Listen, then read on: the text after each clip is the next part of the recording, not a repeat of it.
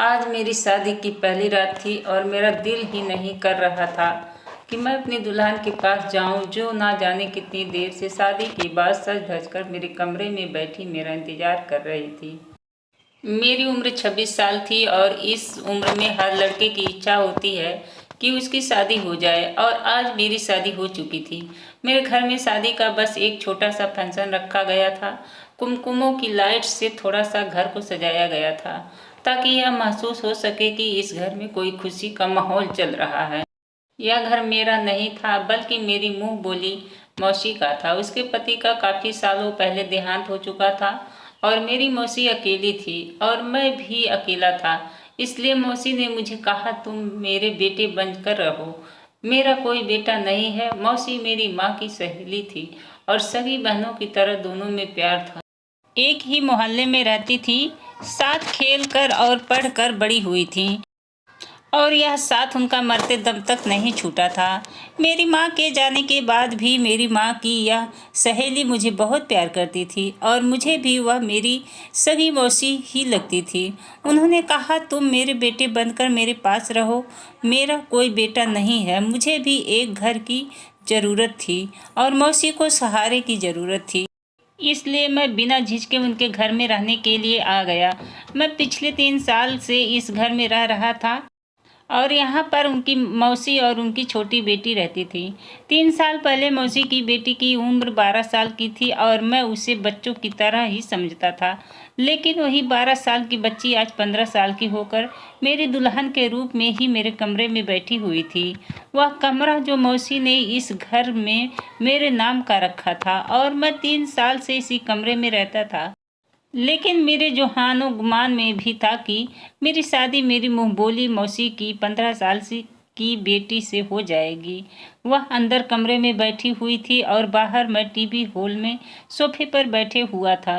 मौसी शायद सोने के लिए चली गई थी और जो थोड़े बहुत मेहमान थे वह भी घर वापस चले गए थे। लेकिन मैं कसम में था कि कमरे में जाऊं या ना जाऊं। मुझे बहुत बुरा लग रहा था कि मैं एक 15 साल की लड़की के पास जाऊं और उसके साथ मैं पति पत्नी का रिश्ता बनाऊं। मुझे सोचते हुए ही अजीब लग रहा था कि मैं उस छोटी सी बच्ची के साथ सुहागरात मनाऊं, क्योंकि वह जैसे भी थी अभी बहुत ही कम उम्र थी और छोटी बच्ची ही थी। मैंने बस अपनी मौसी के कहने पर वह शादी की थी। हाँ, अगर तृप्ति थोड़ी सी बड़ी होती, वह 15 साल की जगह 18 या 20 साल की होती, तो फिर मैं भी शादी से खुश हो जाता। वह बहुत प्यारी सी लड़की थी और मुझे उससे शादी करने पर कोई एतराज़ ना था। मुझे एतराज़ सिर्फ और सिर्फ तृप्ति की कम उम्र पर था। उससे ज़्यादा मुझे कोई मतलब नहीं था। लेकिन मौसी के कुछ इस तरह से मुझे जज्बाती तौर पर ब्लैकमेल किया कि मैं इनकार ना कर सका।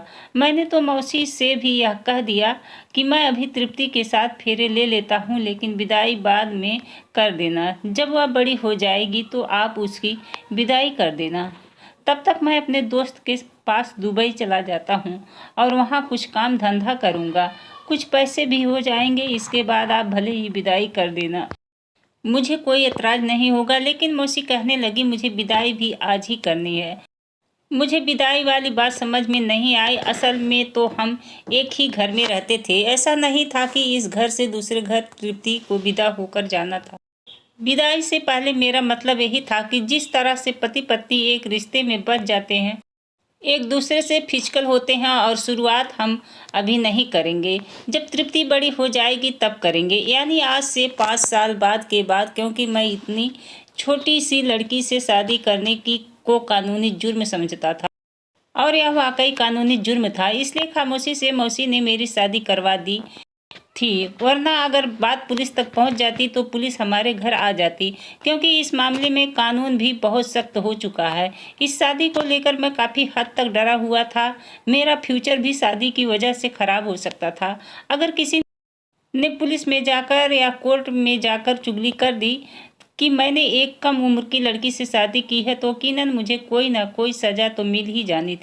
मैं इन्हीं सोचों में गम होकर हॉल में सोफे पर बैठा था कि मेरी मौसी का कमरे का दरवाज़ा खुला। वो बाहर आ गई और मेरी तरफ हैरत से देखने लगी और मुझसे कहा कि तुम अभी तक अपने दुल्हन के पास नहीं गए? तुम्हारा इंतजार कर रही है। मौसी के मुंह से यह बात सुनकर मुझे ना जाने क्यों अजीब लग रहा था। मैं अपने दिमाग में सवाल का जवाब सोच रहा था कि मौसी को क्या जवाब दूं। मैं उनसे क्या कहूं कि मैं दुल्हन के पास जाना नहीं चाहता।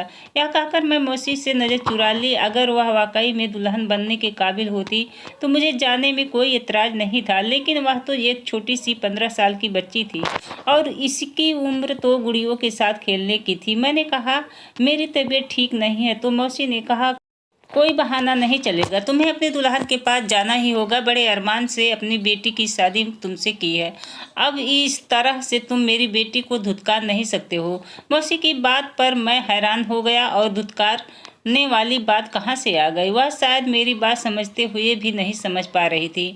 मजबूरन मुझे वहाँ से उठाना पड़ा और तृप्ति के पास जाना पड़ा। जैसे ही मैंने कमरे का दरवाज़ा खोला, देखा तृप्ति पूरे दुल्हन के रूप में तैयार होकर सर झुकाए बैठी है। मुझे ना जाने क्यों तृप्ति को देखकर बहुत दुख हुआ था। वह छोटी सी बच्ची थी और मौसी की जिद की वजह से हम दोनों इस बिजोड़ रिश्ते में बंध गए थे।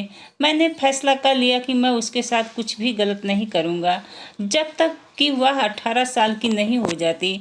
मैं उसके साथ पति पत्नी वाला रिश्ता नहीं बनाऊंगा। मैं उसके करीब जाकर खड़ा हो गया, लेकिन बैठा नहीं था। मैंने उनसे कोई बात नहीं की। वह सर झुकाए बैठी थी।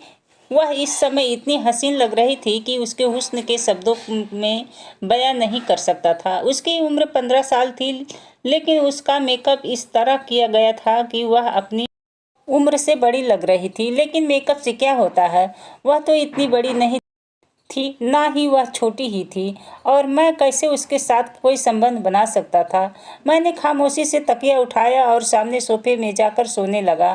तो उसने हैरत से मेरी तरफ देखा, फिर थोड़ी देर बाद बोली कि आप बेड पर सो जाओ, सोफा तो बहुत छोटा है और आप तो अच्छे खासी लंबे हैं, आपके सोने में परेशानी होगी। उसकी बात सुनकर मैं हैरान रह गया कि वह छोटी सी थी, लेकिन बात उसने बड़ों जैसी कर दी। मुझे लगा कि वह मेरे करीब आने से घबरा रही जाएगी, इसलिए मैं सोफे पर सोने का फैसला कर लिया।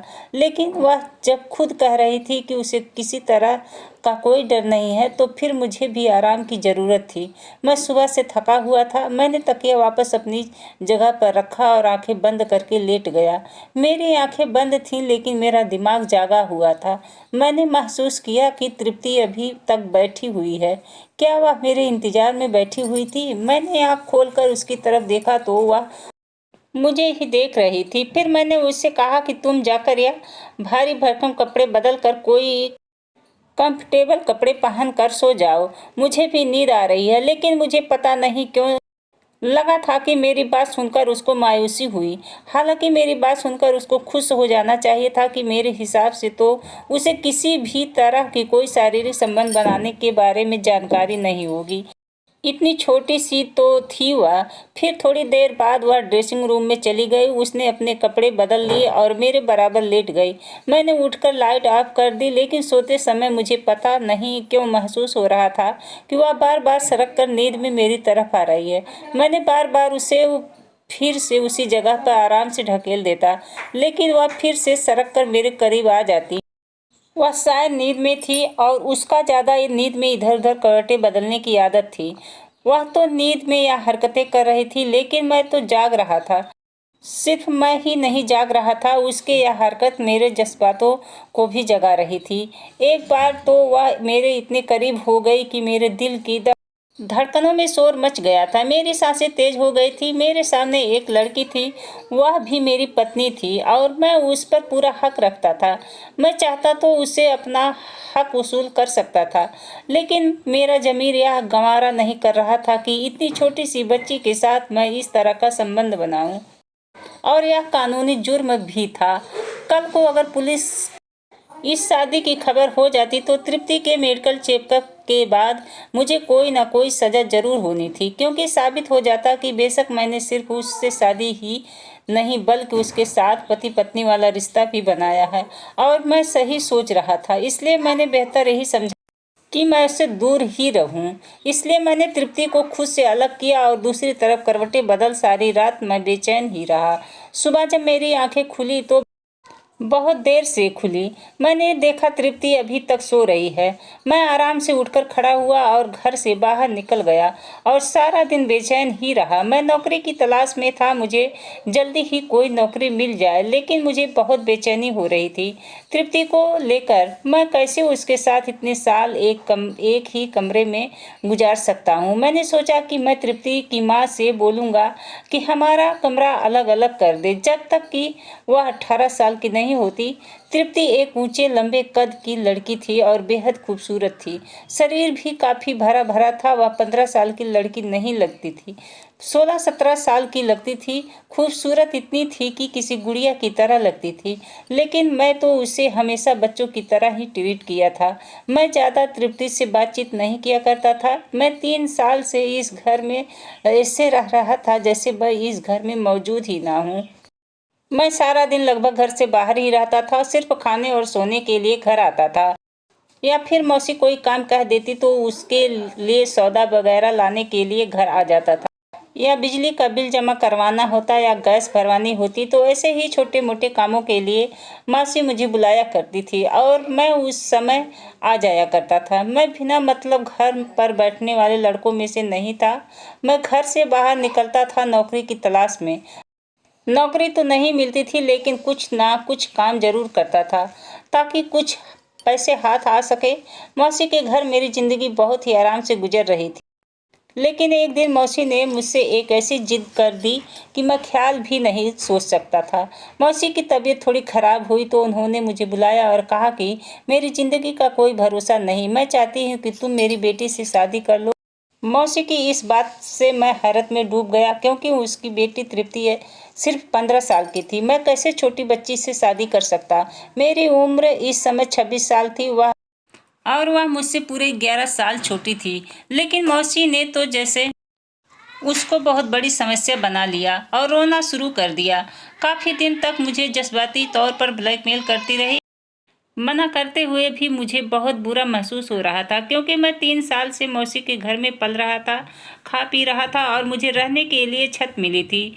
यहाँ किसी भी तरह की कोई तकलीफ ना थी। मौसी के अलावा मेरे पास मेरे मामा का घर था और वहाँ मुझे रोज रात बेइज्जत किया जाता था। हर समय मेरी इंसल्ट की जाती थी। मुझे निकम्मा नकारा कहकर हर समय मेरा दिल जलाया जाता था। उसकी अपेक्षा तो मैं यहाँ सुकून से रह रहा हूँ। मैं इसी कोशिश में लगा हुआ था कि कुछ न कुछ कारोबार शुरू कर लूँ, और जब तक मेरे पास कारोबार शुरू करने के लिए अच्छा खासा पैसा नहीं आ जाता तो तब तक मैं मौसी के घर पर ही रहूँगा। और जो पैसे मैं थोड़ा बहुत ऑनलाइन कामों से कमा रहा था और कोचिंग से कमा रहा था, उनको मैं अपने पास सुरक्षित रखना चाहता था, ताकि ज़्यादा पैसे जमा हो सके और मैं अपना कोई कारोबार शुरू कर सकूं और उसके बाद अपना कोई छोटा मोटा घर ले लूं, नहीं तो किराए का घर ही ले लूं, लेकिन अपने रहने का इंतजाम कर लूं। लेकिन मैं इतनी जल्दी खर्चा नहीं कर सकता था। मैं तो खाने पीने की चीज़ों में भी खर्चा नहीं करता था। खाना पीना भी मेरी मौसी के ऊपर था। अपने खाने पीने का खर्चा तो मैं कमा ही लेता था, लेकिन मैं उसको भी संभाल कर रखता जा रहा था अपने पास। यह मेरी मौसी ही थी जिससे मुझे सहारा दिया था। मुझे कभी निकम्मा होने का ताना नहीं दिया और मुझे बगैर दिल दिखाए अपने पास रखा। मामा के घर तो मुझे खाना तो मिलता था, लेकिन यह खाना खाने के लिए मुझे 100 बातें सुननी पड़ती थी। लेकिन अब मौसी ने मेरे सामने एक ऐसी बात रखी कि जिसे मैं ना स्वीकार कर पा रहा था, ना ही इनकार कर पा रहा था।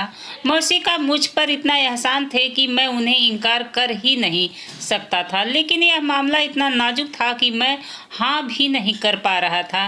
अगर मैं इनकार कर देता तो यकीनन मौसी का दिल टूट जाता। वैसे भी वह अभी इतनी बड़ी बीमारी से उभर कर उठी थी। उनके हार्ट में प्रॉब्लम हो गई थी। डॉक्टर ने उन्हें कोई भी सदमा देने के लिए मना किया था और मैं उन्हें कोई सदमा देना नहीं चाहता था। अगर मेरी वजह से मौसी को कुछ हो जाता तो मैं जिंदगी भर खुद को माफ नहीं कर पाता। दूसरा, मेरी इस बात से मौसी का दिल दुख सकता था। वह मुझे इस घर से निकाल भी सकती थी, या फिर शायद वह मुझे अपने घर में रख भी लेती, लेकिन मैं उनसे नज़र मिलाने के काबिल न रहता। बहुत सोचने के बाद मैं उनकी बेटी से शादी करने की बात मान ली। लेकिन मेरी शर्त यह थी कि विदाई 5 साल के बाद की जाए। लेकिन मौसी की बात सुनकर तो मेरे सर पर धमाका हुआ जब उन्होंने कहा कि उन्हें विदाई भी साथ ही साथ करनी है। मैंने कहा ऐसी कोई मुसीबत नहीं आई कि मैं जल्दी विदाई हो जाए। मैं कहीं भागा नहीं जा रहा और भगवान की कृपा से आप अब बिल्कुल ठीक हैं, आपको कुछ नहीं होगा। तो मासी ने कहा, कुछ भरोसा नहीं कि कल को तुम्हें कोई और लड़की पसंद आ जाए और तुम मेरी बेटी को छोड़ दो और दूसरी लड़की के पीछे लग जाओ, क्योंकि अब तुम भी जवान खून हो। कोई भी लड़की तुमको अपनी मोहब्बत के जाल में फंसा सकती है, तो फिर मेरी बेटी की ज़िंदगी बर्बाद हो जाएगी। तुम सोचोगे कि एक शादी ही तो है, तुम्हारे बीच कोई पति पत्नी वाला रिश्ता नहीं है और ना बच्चे की डोर है जो तुम्हें बांध कर रखेगी। इस रिश्ते को ख़त्म करना तुम्हारे लिए आसान है, इसलिए मैं चाहती हूँ कि तुम्हारी विदाई भी हो जाए और तुम दोनों पति पत्नी की तरह रहने लग जाओ। मौसी ने तो हर तरह से मेरा रास्ता बंद कर दिया था। उनकी बात भी अपनी जगह सही थी, बल्कि अगर मैं कहूँ कि उनका डर अपनी जगह सही था कि हर माँ को यह डर होता है कि उसकी बेटी का क्या फ्यूचर होगा। और तृप्ति छोटी थी और नामुमकिन था कि मैं किसी और की मोहब्बत में गिरफ्तार होकर किसी और से शादी भी कर सकता था, क्योंकि मुझे आए दिन काम के सिलसिले में लड़कियों का सामना करना पड़ जाता था। ऑनलाइन भी मेरी काफ़ी स्टूडेंट लड़कियां थीं जिससे मेरी अच्छी खासी दोस्ती थी। हो सकता था कि मैं उनमें से कोई मुझे अच्छी लग जाए और मेरा इरादा बदल जाता। बहुत ज़्यादा सोचने के बाद मैं तृप्ति से शादी की हामी भर ली थी और विदाई के लिए भी तैयार हो गया था, क्योंकि मेरे पास अभी फ़िलहाल रहने की कोई जगह नहीं थी। जितने पैसे मैं जमा कर चुका था वह घर लेने के लिए काफ़ी नहीं था, और अगर घर भी ले लेता तो फिर खाना पीना कहाँ से होता। सारी बातों को ध्यान में रखते हुए मैंने तृप्ति से शादी में ही भलाई समझा और इसी को अपनी किस्मत समझ लिया। सोचा बस कुछ साल इंतज़ार करता हूँ, वह बड़ी हो जाएगी, उसके बाद मैं उसके साथ कोई रिश्ता बनाऊँगा। बस ठीक है, ज़िंदगी अच्छी गुजर जाएगी तृप्ति के साथ। या फिर यह भी हो सकता है कि बड़ी होकर तृप्ति का दिमाग बदल जाए और वह खुद ही शादी के लिए इनकार कर दे, क्योंकि मैं उससे पूरे 11 साल का बड़ा था। अगर वह ऐसा करती तो मेरे लिए यह आसानी हो जाती और मेरा रास्ता साफ हो जाता। लेकिन तृप्ति की हरकतें तो मुझे कुछ और ही पता दे रही थी। वह इतनी भी छोटी नहीं थी कि जितनी छोटी मैं उसे समझ रहा था। मैंने महसूस किया कि बहाने से वह मेरे करीब होने की कोशिश करती है। फिर मुझे लगा कि यह शायद मासी की पढ़ाई हुई पट्टियाँ हैं कि उन्होंने ही तृप्ति को यह समझाया होगा कि किसी तरह वह मुझसे पति पत्नी वाला रिश्ता बना ले, ताकि जल्दी ही तृप्ति उम्मीद से हो जाए और हम दोनों एक मजबूत डोर में बंध जाएं। मुझे मौसी की इस सोच पर अफसोस हो रहा था। उन्हें अपने बच्ची की सेहत की चिंता नहीं थी, बस उसका फ्यूचर सुरक्षित करना था। मैं कहीं भागा तो नहीं जा रहा था, लेकिन कुछ समय बाद मेरा ख्याल भी गलत साबित हो गया कि मासी की पढ़ाई हुई पट्टी है। मैंने महसूस किया कि तृप्ति तो खुद इस टाइप की है कि उसके दिमाग वक्त से पहले बड़ा हो गया है। वह हर समय सोशल मीडिया का इस्तेमाल करती है और ऐसी ऐसी चीज़ें देखकर शायद उसे इस रिश्ते के बारे में सब कुछ मालूम था और उसके जज्बातों में उभार पैदा हो गया था। और मैं उसका पति था, इसलिए वह सोच रही थी कि जल्द से जल्द मैं उसके करीब आ जाऊं। इस उम्र में लड़कियां शारीरिक हार्मोन्स के बदलाव शुरू हो जाते हैं और उन्हें यह इच्छा बहुत ज़्यादा हो जाती है कि कोई लड़का उनके बहुत करीब हो जाए। यह उम्र लड़कियों की बहुत नाजुक उम्र होती है। कहते हैं इस उम्र में लड़कियों को माँ बाप के केयर बहुत ज़्यादा ज़रूरत होती है।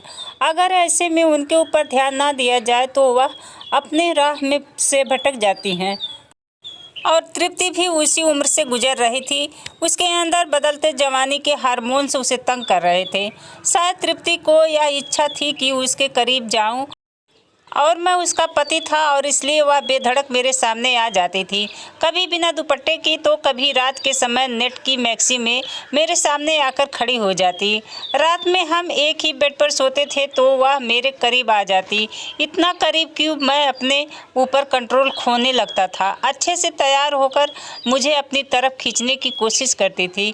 वह अभी सिर्फ 10th क्लास में थी। जब मैं उसे स्कूल छोड़ने जाता तो वह मेरी बाइक पर मुझसे चिपक कर बैठने की कोशिश करती थी।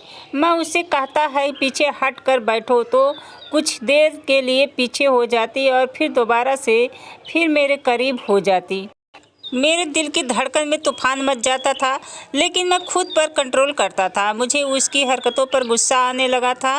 कानूनी तौर पर भी मैं कुछ डरा हुआ था कि कहीं मैं पकड़ा ना जाऊं। यह कानूनी जुर्म है और अगर किसी ने मेरी चुगली कर दी तो मैं जेल की सलाखों के पीछे भी जा सकता हूं। कुछ दिनों में मैंने देखा तृप्ति की दिमागी हालत दिन ब दिन अब खराब होती जा रही थी।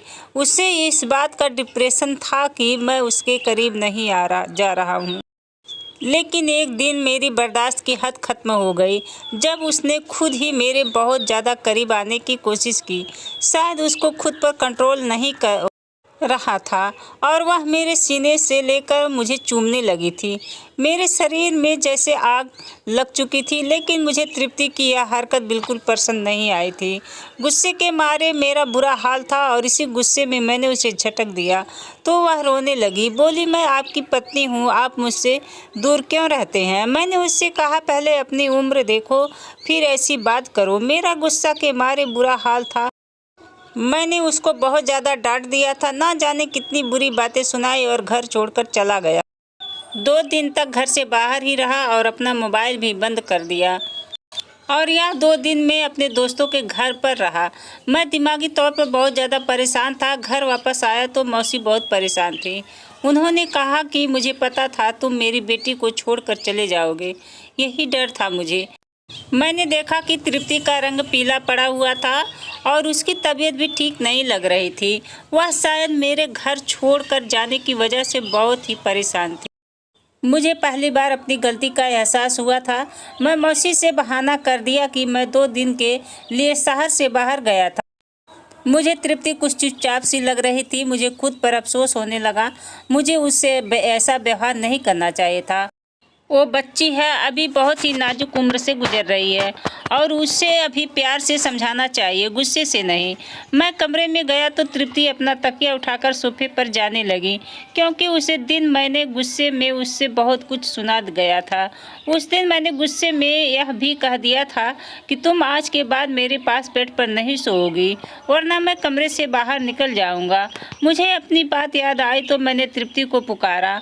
मेरे पुकारने पर वो एकदम से डर गई थी। कहने लगी, प्लीज़ कमरे से बाहर मत जाइएगा, मैं सोफे पर ही सो जाया करूंगी। उसकी बात सुनकर मैं शर्मिंदा हुआ था। मैंने गहरी सांस भरी और उठकर तृप्ति के पास आया और उसका हाथ थामा और उसे बैठा दिया। मैंने कहा, आई एम सॉरी, मैं गुस्से में तुमसे बहुत कुछ गलत बोल गया। मेरी जरा सी नरमी पाकर वह रोने लगी। रोते हुए मेरे सीने से लग गई। मैं उसे चाह कर भी खुद से पीछे नहीं कर पाया था, बल्कि उसे और अपने सीने से लगा लिया और वो सिसकियाँ लेकर रो रही थी। कहने लगी, मुझे पता है कि मैं आपको बहुत बुरी लगती हूँ। अपने मम्मी के मजबूर करने पर मुझसे शादी की है। उसकी बात सुनकर मैं उसका चेहरा ऊपर किया। मैंने कहा, तुम मुझे बुरी नहीं लगती हो, बल्कि अच्छी लगने लगी हो तुम। अब तुमसे दूर रहना मुझे मुश्किल लगने लगा है और तुम्हारे पास मैं आ नहीं सकता, क्योंकि तुम बहुत कम उम्र की हो। मैंने आज उसे अपना हर डर बता दिया था। मुझे लगा था यह सुनकर उसे सुकून हो जाएगा, लेकिन वह तो और भी ज़्यादा परेशान हो गई थी और किसी गहरी सोच में डूब गई थी। कुछ समय और बीता तो तृप्ति का पेट फूलने लगा, उसकी रंगत भी पीली पड़ने लगी। मासी भी उन दिनों कुछ चुपचाप सी थी, काफ़ी बीमार भी रहने लगी थी। मैं मौसी से तृप्ति के बारे में कहा कि उसे डॉक्टर के पास ले जाए, तो मौसी कहने लगी, मैं उसे डॉक्टर के पास ले गई थी, उसे दवा दे रही हूँ, ठीक हो जाएगी। मौसी की तबीयत बहुत ज़्यादा बिगड़ गई। उसके सीने में फिर से तेज दर्द उठा था। जब तक उन्हें अस्पताल लेकर गया वह दम तोड़ चुकी थी। वह सदमा तृप्ति के लिए भी बहुत बड़ा था। उस समय मैंने भी उसे संभाला था, लेकिन मैंने अब महसूस किया कि उसका पेट बहुत ज़्यादा बड़ा होने लगा। मैं उसे डॉक्टर के पास लेकर गया। डॉक्टर ने अल्ट्रासाउंड किया और जो कुछ मुझे बताया, मेरे होश उड़ गए। डॉक्टर कहने लगे, आपकी पत्नी 5 महीने की प्रेग्नेंट है। यह सुनकर तो मेरा दिमाग घूम कर रह गया था। मैं जिसे बच्ची समझ रहा था और उस बच्ची समझकर उसके पास नहीं जाता था, वह कम उम्र में ही यह गुल खिला बैठी थी और अपना गुनाह मुझे छुपाने के लिए मुझसे शादी की थी। मासी की जल्दबाजी अब मुझे समझ आई थी। तृप्ति का मेरे करीब आना मुझे अब समझ आया था। मेरी अकल हैरान थी कि इतनी सी उम्र में तृप्ति यह सब कैसे कर सकती थी। डॉक्टर कहने लगी, आपकी पत्नी बहुत कम उम्र है, जाकर उसको बहुत ख्याल रखना वरना डिलीवरी में बहुत मुश्किल पैदा हो सकती है। मैं जब घर वापस आया तो तृप्ति को कमरे में ले गया, उसे बेड पर ले जाकर पटक दिया। मैंने कहा, मुझे नहीं पता था कि इतनी सी उम्र में तुम यह सब कुछ भी कर सकती हो। तुम्हें और मासी को भी मैं ही मिला था। तुम्हारा यह पाप छुपाने के लिए वो रोने लगी, कहने लगी, मेरा कोई दोस्त नहीं है। मेरे ऑटो ड्राइवर ने ज़बरदस्ती मेरे साथ या कहकर वह सिसक सिसक कर रोने लगी। मम्मी मुझे डॉक्टर के पास ले गई थी, लेकिन डॉक्टर ने अबॉर्शन से मना कर दिया कि अभी बहुत कम उम्र की हूँ और तकलीफ सह नहीं सकती। यह सुनकर सर पकड़कर बैठ गया था। तृप्ति कहने लगी, मुझे तलाक मत दीजिएगा। बेशक आप दूसरी शादी कर लें, लेकिन मुझे अकेला मत छोड़िएगा। मेरा कोई दोस्त नहीं है। वह मेरे कदमों में बैठी हुई थी, लेकिन मैं उसकी तरफ देख भी नहीं रहा था। उसने और उसकी माँ ने मुझे जो धोखा दिया था, वह मुझे सहन नहीं हो रहा था। मैं उसे धक्का देकर घर से निकल आया, हमेशा के लिए। मैं काफ़ी दिनों से दुबई जाने की तैयारी कर रहा था। मैं सोच रहा था कि मैं तृप्ति को उसकी माँ के पास छोड़कर दुबई चला जाऊंगा। 4-5 साल बाद आऊंगा, तब तक तृप्ति लगभग 19-20 साल की हो जाएगी और फिर मैं उसके साथ अपनी शादीशुदा ज़िंदगी की शुरुआत करूंगा। लेकिन आज जो सच मेरे सामने खुलकर आया था, मेरी हस्ती को हिलाकर रख दिया था। दुबई जाने के मेरे सारे पेपर तैयार थे। मैं अगले दिन ही तृप्ति को बिना बताए दुबई चला आया। उस समय मेरे दिमाग में बिल्कुल नहीं आया था कि वह एक अकेली कम उम्र लड़की है जो कि माँ बनने वाली थी और अभी भी उसके पास उसकी माँ भी नहीं थी। वह अकेली थी, उसका क्या होगा, मैंने बिल्कुल भी नहीं सोचा था। उस समय मैं बस गुस्से में था और गुस्से में यह फैसला मैंने कर लिया था। मैं उसे छोड़कर दुबई आ गया और काम की तलाश में लग गया।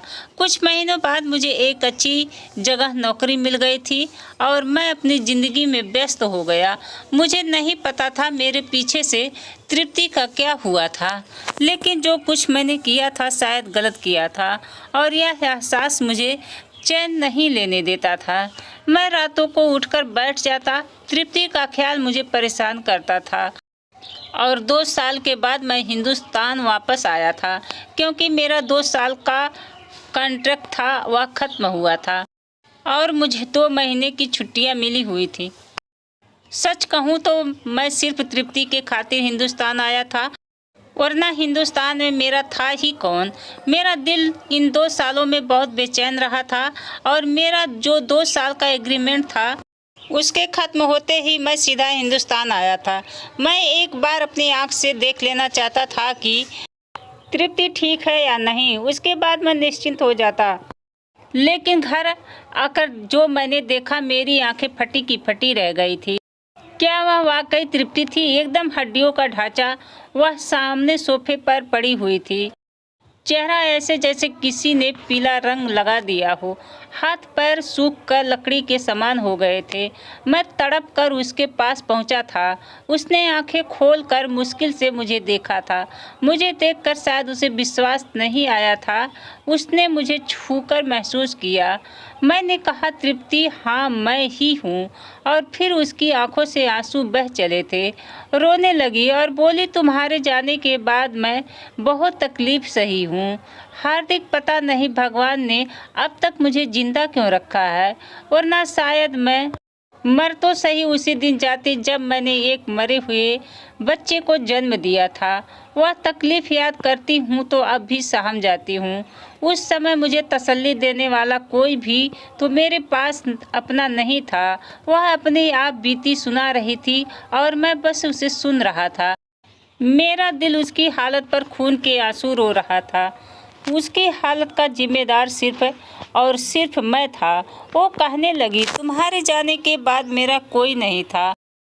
पापा जी की पेंशन आई थी, उसमें मैं अपना खर्चा चला रही थी, लेकिन ज़िंदगी जीने की कोई उम्मीद ही नहीं बची थी। बस मर जाने की दुआएं मांगा करती थी। मैं तुम्हें इस बात का कसूरवार नहीं ठहराती, क्योंकि तुम्हारे साथ ही धोखा हुआ था, लेकिन शायद गलती इसमें मेरी भी नहीं थी। जो कुछ हुआ मेरे साथ ज़बरदस्ती किया गया था। मैं उसे बाहों में उठाकर अस्पताल लेकर भागा था। उसके सारे चेकअप होने के बाद पता चला कि उसे टीबी हो गया था। मैं उसे अपने साथ दुबई ले आया और वहीं उसका इलाज करवाने लगा। पूरा 1 साल लगा था उसे बिल्कुल ठीक होने में। मैंने उससे हाथ जोड़कर माफ़ी मांग ली थी। मैंने कहा, मुझे माफ़ कर दो। मैंने जो कुछ किया, मैंने गुस्से में कदम उठाया था। मुझे ऐसा नहीं करना चाहिए था। तृप्ति का दिल वाकई बहुत बड़ा था। उसने मुझे माफ़ कर दिया।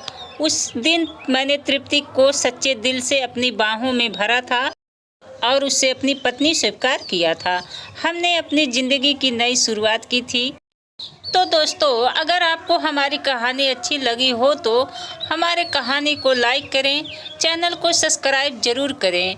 धन्यवाद दोस्तों।